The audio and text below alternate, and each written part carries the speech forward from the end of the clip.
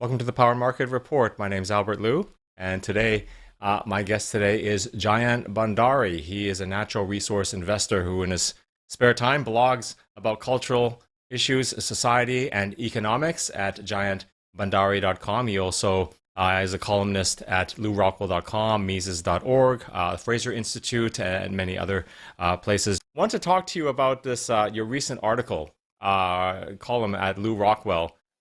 I think it was a wonderful piece. It's called "The Falling Apart of the Civilization," and you talk about wokeism and sort of its effect and its future effect, and you actually compare it in a sense, in actually the effect of it anyway, to that of the third world. So can you just give us a synopsis of this article, and we'll get into it a little bit? Absolutely. So I have tried to define what wokeism is, and I have compared it with what I call feralism or chaosism of the third world countries. Now, a lot of Europeans and most Europeans have no understanding of what feral system is about because they haven't had a feral system for the last 2 or 3 millennia. But all you have to do is to look at the third world countries of sub-Saharan Africa or the South Asia to understand that those countries don't have institutions, they don't really have a moral code in their societies. And that is where wokeism is going to take us if we continue to let them go there. Now, wokeism all looks good. It's all about compassion and equality and giving free food to people who are hungry. These are all nice things, but they are only nice things as long as we have the institutional structure set up by capitalism.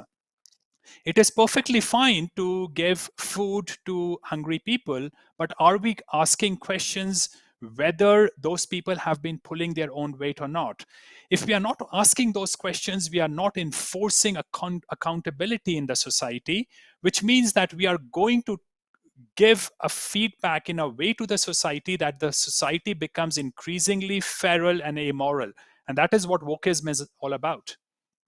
Jayant, if you look into the word woke, it goes back to I guess, almost 100 years. It's sort of in the African American parlance. And if you think about, the 30s and the 40s, these, I imagine, were advocates of civil rights. This was not about pronouns or gender transitions or these things. So when did it change, and who's responsible for the change? Well, I think the key responsibility belongs to a very corrupt way of setting up institution, and that corrupt way is democracy. What you do is with democracy is that you upend meritocracy. The bottom 51% of the population decides who runs the institutions of the country. So you completely invert meritocracy, you upend meritocracy, and you bring in bread and circuses people to decide on public policy. And I think that was exactly when the Western society started to hollow out its institutions, because now you increasingly have nurturing comings from bread and circuses people, the bottom 51% people in society, and they are the people who vote, and they believe in emotions. They like psychopaths who are emotionally manipulative, and the bottom 51% people are the most gullible people in any society. So what you have is this ratcheting down effect in every society. Democracy has been destroying the Western society. Jayant, I recall this being in play. It felt like the early stages when I attended college. This is in the late 80s. When do you believe that it started? Well, I think from democracy, but during the 1960s, when the sexual revolution happened, and when a culture like a culture of no culture, that of India, is started to be romanticized in the Western society, when yoga came to the West, or when India was started to be seen as a place of spirituality. That was when I think the civilizational constraints started to fall away. We have to understand that freedom still requires certain fences. If you destroy the fences that require civilization to be in place, you will no longer have civilization. In most of sub-Saharan Africa or in South Asia, you can pretty much do whatever you want to. You are completely free, and that what makes everyone a slave of this feral forest. Uh, Excuse me, Giant. I'm a little amused because I think people who watch you and have seen you on the channel with me know that you're quite critical of India.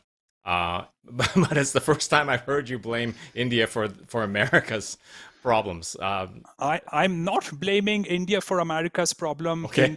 any way whatsoever. I think it just provided a lack of institutional structure for the feral people of the West to copy.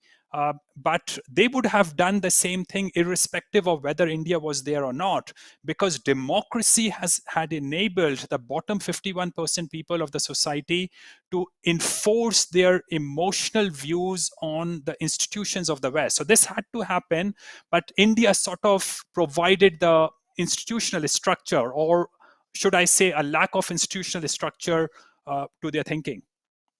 Uh, Giant, the temptation is always there for society to go in this direction. And I'm wondering, what do you think? Do you think it just takes a couple hundred years um, for that to happen? Is that what we've witnessed? Well, you can destroy a society in a very short time. You can build a nice cathedral over centuries, and you can blow it apart in no time. So, in my view, Albert, I have been coming to the West for the last 30 years, and I have seen a rapid deterioration of the Western society. So this has been gaining pace, and this is gaining pace very rapidly over the last a decade or so. So I think they can destroy society very quickly because now what you have is that the rulers and bureaucrats in the institutions of the West are virtually all woke people. There are a lot of conservatives and libertarians and critical thinkers outside the institutions, but because of democracy, the institutions have been depleted of um, uh, enlightened people, of conscious thinker people, critical thinking people. I want to get to some of those institutions in a second, Giant, but you mentioned in the article and some of your other musings about the sort of we're heading or have become a valueless society. Uh, in as an economist, I guess you would say, well, that's impossible because values are just people's preferences, sort of ordinal ranked preferences, things that they want. This is not what you're talking about. You're talking more in the sense of virtues, I believe. So explain what you mean, and do you even have a society? Is that a contradiction in terms, a valueless society? What is society? Well, I don't. If I said that the West has become valueless, I was incorrect, maybe perhaps you read it a different way. Um, the West is by far the best place on the planet, and America is by far the best country on the planet. It has a country which still has a lot of virtues. Western civilization is the only civilization on the planet. What I'm talking about is a gradual deterioration of the virtues of the Western civilization as time has passed by. Now, yes, you can absolutely have a virtueless society, and this is something which comes as a shock to people who grew up across in an environment of, let's say, 10 commandments. But not be envious, for example, or not be sinful is not really a part of the mental fabric of people in the third world. They don't think that way. They are not conscious about their envy, for example. So, yes, you can have civilization which is the Western civilization, or you can have a federal system, which is a system of no system, which is the thing in sub-Saharan Africa and the Indian subcontinent. Okay. very interesting paragraph here. When you're talking about the wokes and comparing them, for instance, to communists, you say the wokes are not communists. They aren't idealists. They may invoke the image of Karl Marx or Lenin, but they have no clue what those images mean. I'm wondering here, because you continue, is wokeism worse than communism? Your thoughts on that? So let's look at George Floyd. George Floyd is the patron saint of the woke people today. Now, irrespective of whether they were people from the Western civilization or Nazi Germany or the communist Russia, if they had come across a person like George Floyd, he would have been culled because all those people had certain values. In fact, the woke people would have been culled by the communists. Communists wanted everyone to work. If you did not pull your weight, you either were culled or you died of hunger. Communism was a horrible system, but there's a worse system, which is the system of wokeism, the feral system of the third world countries. And it does not take much effort to understand that, because when you go to 1940s, 50s, 60s, and 70s, most of the communist countries were much, much better than the feral countries of the third world. For example, USSR's GDP per capita was many times that of, I think, virtually every country in Africa except that of South Africa, which was a capitalist country, or that of any country in South Asia. So communism was a much better system than federalism was, because at least they got a couple of things right. That does not mean that I am in any way fond of communism. It's a horrible system, but wokeism is going to take us to a place worse than communism. And so that's my next question, Jayant, is in this country, in the United States, you think it necessarily has to lead to that? Because there is at least, the memory of prosperity, and people guard their own pocketbooks when it comes to their choices. How dedicated do you think the proponents of wokeism are to it if it means real suffering? So yes, America will not get degraded to the level a lot of sub-Saharan African countries are. That is for sure. But the fact remains that it will continue to degrade, and there's nothing redeeming about it. And the reason is that we have this ratcheting downward effect of democracy, in which welfare system keeps on going up, demagogues keep coming up with more and more deliverance of welfare to the people. So we have this ratcheting down effect of the culture in the Western society. And unfortunately, I see nothing to stop it. So this degradation of the Western society will continue for many years. And I don't even see how this will stop. Let's talk about some of those institutions, Jayant. What's most salient in your mind right now? So listen, most things still work in the US. Police still behaves properly, or I know a lot of people think the American police is crazy, but in my view, most of my interactions have been decent with American and Canadian police. People in the government mostly respond to you in a nice way, but always remember that those people who are in the bureaucracy currently are the people who grew up in a system that existed 30 years back. As this new people come into existence, system will continue to worsen. And now you have a Supreme Court justice who cannot define the word woman. So increasingly, you will have people like that running the institutions, and these kind of people will continue to worsen. So you might not like Kamala Harris today, but the person who will replace Kamala Harris will make you nostalgic about Kamala Harris.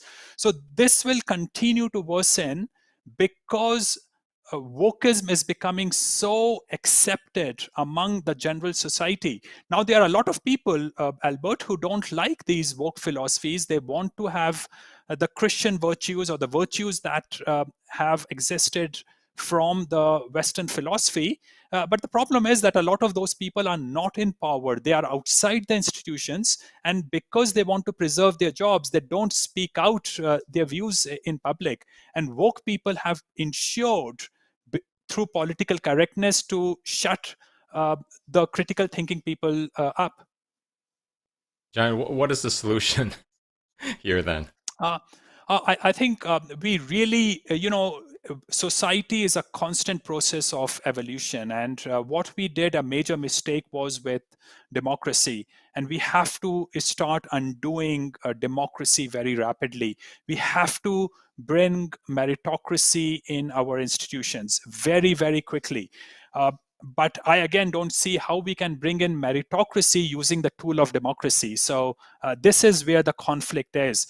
What I find good about East Asia is that they did not accept democracy completely. The reason why they are so much better off and they continue to improve, whereas the Western society is continuing to deteriorate because we have taken on democracy too boldly.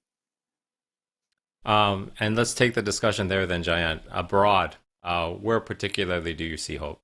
You travel a lot, I know. Well, I quite like East Asia. I think countries like Singapore, Hong Kong, Taiwan, South Korea, Japan are doing extremely well. They are good, homogeneous, crime-free societies, and they still have a lot of pride in their historical virtues. And a lot of those historical virtues were copied from Western civilization. So they continue to improve, in my view.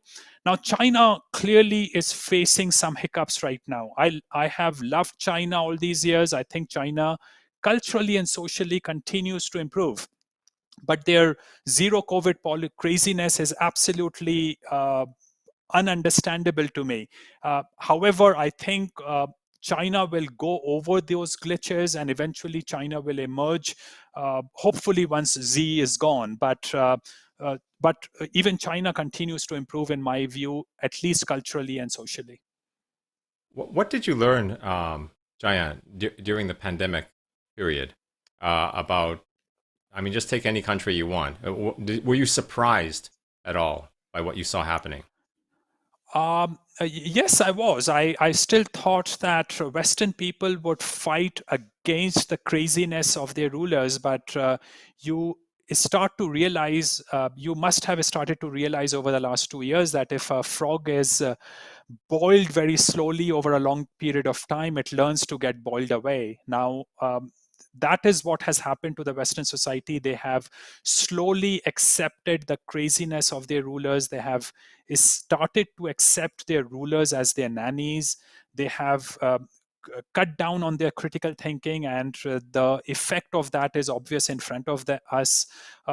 America has been among the best countries in the Western society. Look at what happened in Australia or Canada.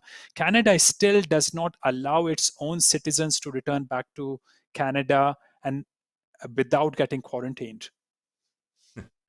Yes, I'm aware of that. Here there was a fight, Jayant. You talk about expecting Americans to fight back harder. They did fight.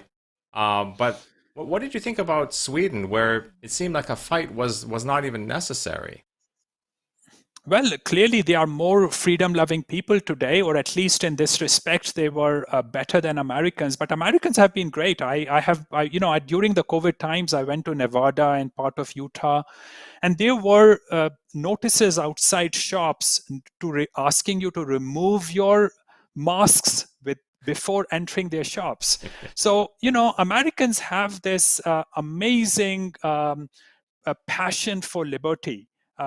And that makes Americans very special. And clearly, Europeans and North Europeans are great in that respect. But then you look at what started happening in Australia and New Zealand, which were under horrible lockdown by their government, and there were not many people opposing those. Yeah, I know. What about Japan, Jayant? My understanding is they didn't lock down. It was a little bit surprising. Your thoughts? Well, they actually, from what I understand, they never had a full lockdown anywhere in the country. When they ever said, and Western media was very aggressive when Japanese used the word emergency measures. All Japanese meant was close your pub down at 10 o'clock instead of 12 o'clock at night. So that was what Japanese did in terms of lockdown. There was no real lockdown as far as I understand in Japan. And Japanese government came out telling its companies and institutions not to be to go against those people who were not vaccinated. So Japan has probably been among the best countries in the world as far as COVID restrictions are concerned. Okay, I've got to wrap up soon here, Jayant, but I want to remind people they can read your musings at jayantbhandari.com. And you also run the annual conference in Vancouver. And this year I wasn't able to attend because of the restrictions that you mentioned earlier, but I heard such great feedback from the people who did attend, including some of the speakers. So Jayant, tell me about the event. How was it this year, and how can people find out more about it? They can go to my website, jayantbhandari.com, and there's a tab called Capitalism and Morality. They can watch videos of all the past seminars. I run it during a spring or summer time every year in downtown Vancouver, Canada. And I invite people to speak their mind in that seminar. There's no political correctness in that seminar. You can speak about whatever you have in your mind. That gives it an extraordinarily good forum for people in a social ecology where political correctness has become a very dominant factor. Right. And if you believe that scarcity drives demand, next year should be a tremendous success based on the so few places you can go to speak your mind without being judged. So I really appreciate that.